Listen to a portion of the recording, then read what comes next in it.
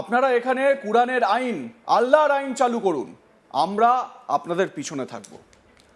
হিন্দুদের এই বাংলাদেশ ছেড়ে যাওয়ার কোনো দরকার নেই। জামায়াতে ইসলামী সংগঠন বাংলাদেশে বলেই আমরা হিন্দুরা এখানে বসবাস করতে পারছি, নয়তো আমাদের এখান থেকে চলে যেতে হতো। জানেন তো, এই সমস্ত কথাগুলো কোনো ইসলামিক নেতা নন, একজন হিন্দু নেতা বলছেন, তাও আবার জামাতে ইসলামীর এক হিন্দু নেতা। তার মুখ থেকে এই সমস্ত বক্তব্যগুলো বারবার করে সামনে আসছে। ভাবুন একবার কি পরিস্থিতি সেখানে, যেখানে রোজ একের পর এক হিন্দুদেরকে শেষ করে দেওয়া হচ্ছে এবং এর নেপথ্যে জামাতের ইন্ধন রয়েছে। জামাতের পরিকল্পনা মাফিকই এই কাজগুলো হচ্ছে বলে খবর পাওয়া যাচ্ছে। সেখানে জামাতের গুণগান গাইতে হচ্ছে হিন্দু নেতাকে, হিন্দুদের শেষ করে দেওয়া হচ্ছে। এই সমস্ত হিন্দু নেতারা তার বিন্দুমাত্র প্রতিবাদ তো করেনি না, উপরন্তু হিন্দুদেরকে ভুল বোঝান। মৃত হিন্দু যুবকদের বিচারের দাবিতে সরব না হয়ে তারা কিনা এখন ভোট নিয়ে জামাতের পক্ষে কথা বলছে। বাংলাদেশের এই সমস্ত বেঈমান হিন্দুদের মুখ আপনারা চিনে রাখুন। এদের একজোট না হওয়া বেঈমানির কারণেই দীপু দাসের মতো সনাতনী হিন্দুদের আজ এই দুর্গতি, তাদের প্রাণটা বেঘরে চলে যাচ্ছে এবং এই কাউন্টটা চলছেই। দীপু দাসের মতন একের পর এক মৃত্যু কিন্তু হতেই থাকছে।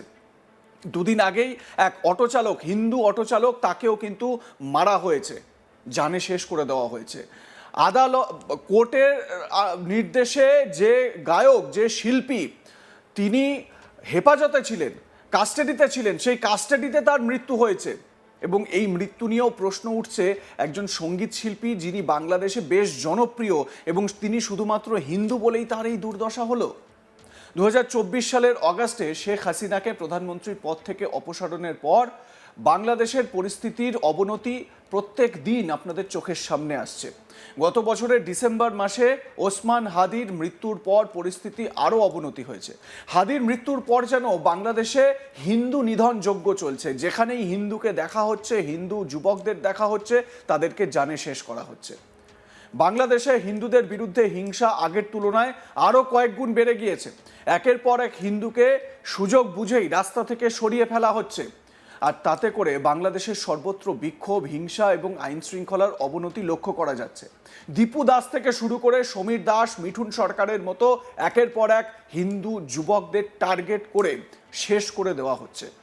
এক হিন্দু নেতা চিৎকার করে বলছেন, আমাদের এই বাংলাদেশ ছেড়ে যাওয়ার কোনো দরকার নেই, জামাতে ইসলামী আমাদের পাশে পাশে থাকবে। তারা জামাতে ইসলামী সংগঠন আছে বলেই বাংলাদেশে আমরা হিন্দুরা এখানে বসবাস করতে পারছি, নয়তো আমাদের এখান থেকে চলে যেতে হতো।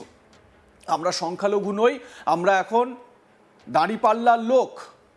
আপনারা এখানে কুরআনের আইন, আল্লাহর আইন চালু করুন, আমরা আপনাদের পিছনে থাকব।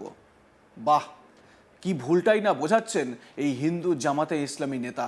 শুনুন। আমরা পরের ভাইয়ের নির্দেশে, মুসলিম ভাইয়ের আদেশে আমরা কয়েকজন হিন্দু আছে সেখানে সর্ববৃহৎ মিটিং করি এবং সবাইকে আশ্বস্ত করে যাই যে আমাদের এখান থেকে যাওয়া লাগবে না, জামাত ইসলাম আমাদের পাশে আছে, জামাত ইসলাম আমাদের পাশে থাকবে। এই কথাই আমরা সর্বপ্রথম আমরা মিটিং সরি। আমি আর একটি কথা বলতে চাই, এই জামাত ইসলাম সংগঠন বাংলাদেশে আছে তাই আমরা হিন্দুরা দেশে বসবাস করতে পারতেছি, নইলে আমরা এক হিন্দু 71 সালের মতো এদেশ থেকে চলে যেতে হতো। শুধু জামাত ইসলাম আছে তাই আমরা এদেশে আছি এবং জামাত ইসলাম থাকবে, আমরাও থাকবো। আমরা কোনো সংখ্যালঘু নই, আমরা দাঁড়িপাল্লার লোক। আমরা দাঁড়িপাল্লাকে ভোট দিয়ে সমগ্র বাংলাদেশকে দেখিয়ে দিতে চাই যে হিন্দুরও সমস্ত দাঁড়িপাল্লা আছে, আর কোথাও যাবে না, শান্তির দলে আছে, আমরা শান্তির দলে থাকবো। জামাত মানে দল আর ইসলাম মানে শান্তি। তাহলে আমরা কি করব? আমরা শান্তির দলে থাকবো, আমরা শান্তির দলে থাকতে চাই। আমাদের আজ থেকে আমি ডুমুরিয়াবাসীকে আরেকটি কথা বলতে চাই, ডুমুরিয়াবাসী বললে বলাবে, আমি সমস্ত বাংলাদেশের মুসলমানদের বলতে চাই যে আমরা আল্লাহ প্রেমী, আমরা ভগবান প্রেমী, আমরা নবীজি প্রেমী, আমরা কুরআন প্রেমী।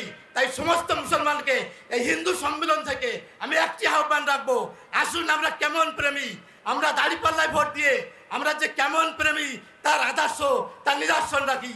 আমরা সেই সমস্ত মুসলমান ভাইদের আমি এই হিন্দু সমাবেশ থেকে আহ্বান রাখছি, তারা যেন আজে বাজে কথা বলে না বেড়ায়।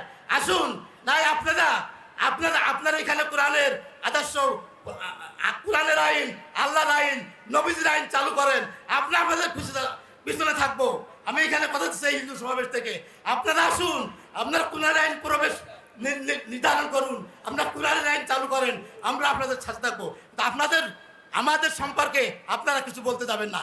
আমরা দেখেছি লুট তরাজ অনেক, এই 54 বছরে এদেশ থেকে যারা শাসক হয়েছে তাদের ভাগ্যের পরিবর্তন হয়েছে, আমাদের জনগণের কোনো ভাগ্যের পরিবর্তন হয়নি।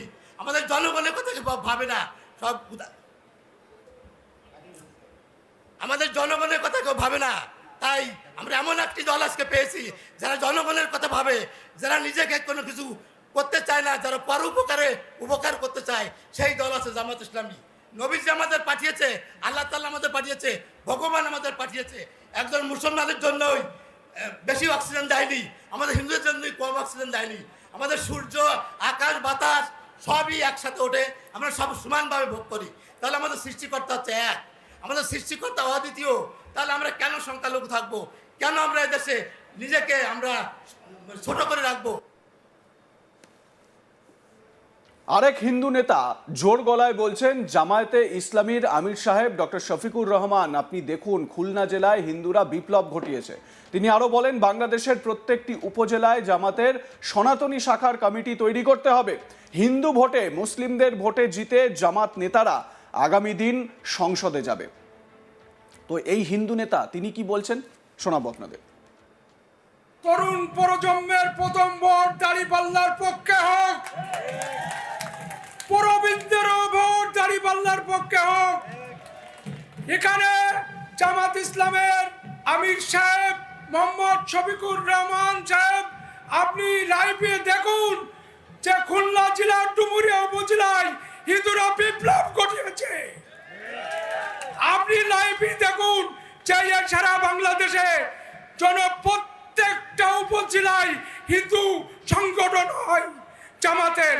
এই নিবেদন করছি আমাদের সেক্রেটারি জেনারেল অধ্যাপক মিয়া গোলাম পরোয়ারের কাছে যে আপনি বাংলাদেশে প্রত্যেকটা উপজেলায় জামাতের সনাতনী শাখার কমিটি উদ্বোধন করবেন, এই কথা রাখছি। আর এখানে আমরা ডুমুরিয়াবাসী আজ ভাগ্যবান, কেন? অধ্যাপক মিয়া মোহাম্মদ গোলাম পরোয়ারের মতন লোক পেয়ে। যে হিন্দুরা আজ বেশি ধন্য, মিয়া গোলাম পরোয়ারের মতন লোক আগামী সংসদে এই হিন্দুদের ভোট, মুসলমানদের ভোট নিয়ে বিজয় হয়ে, বিপুল ভোটে বিজয় হয়ে সংসদে যাবেন, এই কথা রাখছি। সবাই দাঁড়িপাল্লায় ভোট দিবেন, হাত উঁচু করে কথা দেন, দাঁড়িপাল্লায় ভোট দেবেন। জামাতে ইসলামীর এই হিন্দু নেতারা, তাদের চোখে মুখে ভয়টা কিন্তু স্পষ্ট। তারা বলতে বলতে কিন্তু দেখছেন জামাতে ইসলামীর অন্যান্য ইসলামিক নেতারা কি বার্তা দিচ্ছেন তাদের। অন্যান্য নেতারা বলছেন, বাংলাদেশের হিন্দু মানেই আওয়ামী লীগ, নৌকায় ভোট দেয়, এটা একেবারেই নয়। আমরা প্রমাণ করে দেব বাংলাদেশের হিন্দুরা শুধু নৌকায় ভোট দেয় না, দাঁড়িপাল্লাতেও ভোট দেয়। কি বলছেন অন্যান্য হিন্দু নেতারা, শুনুন। বাংলাদেশের হিন্দু মানে আওয়ামী লীগ, বাংলাদেশের হিন্দু মানে নৌকায় ভোট দেয়। আজকের এই সমাবেশ স্থলে আমরা প্রমাণ করে দেব, 14টা ইউনিয়ন থেকে আমাদের এই সমাবেশ স্থলকে কানায় কানায় পূর্ণ করে আমরা প্রমাণ করে দেব যে বাংলাদেশের হিন্দুরা শুধু নৌকায় ভোট দেয় না, বাংলাদেশের হিন্দুরা দাঁড়িপাল্লায় ভোট দেয়। এই অঙ্গীকার বাংলাদেশের হিন্দুরা রাখছে। বিশেষ করে আমাদের হিন্দু সম্প্রদায়ের যে একটি আস্থা, আমি যেটা দেখেছি অল্প সময়ের ভিতরে, ডুমুরিয়া ফুলতলা নয়নের মণি মিয়া অধ্যাপক গোলাম পরোয়ার সাহেব আমাদের হিন্দুদের একটি আস্থা, এবং তিনি একজন গরিব মেহনতি জনদরদী নেতা। এবং আগামী জাতীয় সংসদ নির্বাচনে আমাদের ডুমুরিয়া ফুলতলার যে নয়নের মণি আমাদের অভিভাবক, দাঁড়িপাল্লা মার্কায় ভোট দিয়ে তাকে জয়যুক্ত করে আগামী সংসদ সদস্য আমরা দেখতে পাই, সেভাবে আমরা যারা বিশেষ করে এখানে উপস্থিত সবাই যারা হিন্দু সম্প্রদায় যারা আছি, তারা একমত পোষণ করে এবং সৃষ্টিকর্তার কাছে দোয়া করে আগামীতে আমরা তাকে এমপি পদে দেখতে পাই। আপনাদের মতামত জানান, দেখতে থাকুন আজ তাক বাংলা। সাবস্ক্রাইব করুন আমাদের ইউটিউব চ্যানেলটি, বেল আইকন প্রেস করুন নোটিফিকেশন পেতে।